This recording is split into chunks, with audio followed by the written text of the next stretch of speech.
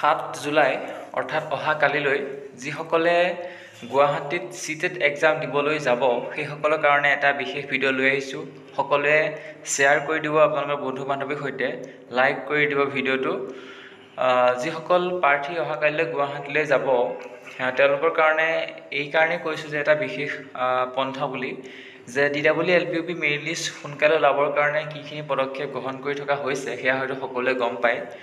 শেহতীয়াকৈ DWৰ পৰা যি খবৰ আছিলে সেয়া আপোনালোকৰ সৈতে বিস্তৃতভাৱে আলোচনা কৰিছোঁ।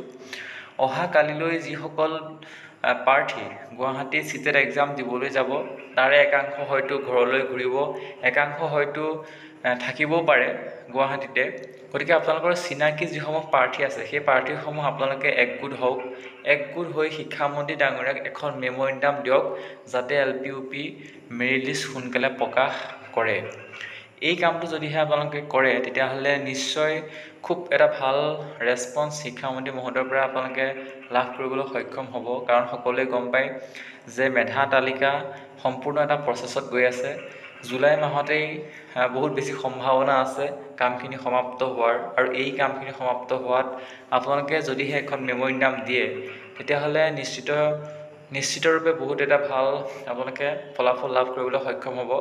যিসকল প্ৰাৰ্থী গুৱাহাটীত চিটেট এক্সাম দিবলৈ গৈছে সেইসকলৰ কাৰণে এটা বিশেষ পৰামৰ্শ দিবৰ কাৰণে ভিডিঅ'টো লৈ আহিলোঁ। সকলোৱে সেইকাৰণে শ্বেয়াৰ কৰি দিব। যিসকলে সুবিধা অনুযায়ী আপোনালোকে শিক্ষামন্ত্ৰী মহোদয়ক লগ কৰিবলৈ চাওক, এখন মেম'ৰেণ্ডাম দিয়ক, সকলোখিনি কথা আপোনালোকে বিস্তৃতভাৱে আলোচনা কৰি পেলাই মেম'ৰেণ্ডামখন প্ৰদান কৰক শিক্ষামন্ত্ৰী ডাঙৰীয়াক। নিশ্চয় এটা সুফল লাভ কৰিবলৈ সক্ষম হ'ব, যিটো সুফলৰ কাৰণে কি আপোনালোকে ইমান 7 মাহ 6 মাহ দিন ৱেইট কৰি আছে।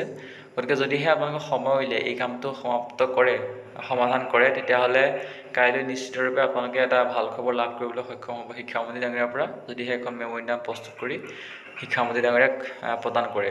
গতিকে যিসকল প্ৰাৰ্থী আপোনালোকৰ চাহ চিনাকি আছে সকলো একগোট হোৱা কথাটো আপোনালোকে আলোচনা কৰক। কাৰণ এনেকুৱা সুবিধা আৰু নাপায়, কাৰণ চিটেট এক্সাম দিবৰ কাৰণে গুৱাহাটীলৈ বহুতো প্ৰাৰ্থী যাব। গতিকে সকলোখিনি প্ৰাৰ্থী যদিহে আপোনালোকে চাহ চিনাকি আছে সকলোৱে কথাটো আলোচনা কৰি বেছি নালাগে আপোনালোক কেইজনমান একেলগ হৈ এখন মেম'ৰেণ্ডাম প্ৰস্তুত কৰি শিক্ষামন্ত্ৰী ডাঙৰীয়াক দিবৰ কাৰণে চেষ্টা কৰক। নিশ্চয় সুফল লাভ কৰিব, যিটো সুফলৰ কাৰণে আপোনালোকে ইমান দিনে আচলতে ৱেইট কৰি আছে। পৰৱৰ্তী সময়ত পুনৰ লগ পাম। আজি এটা সৰু ইনফৰ্মেশ্যন আপোনালোকৰ কাৰণে এৰি দিলোঁ।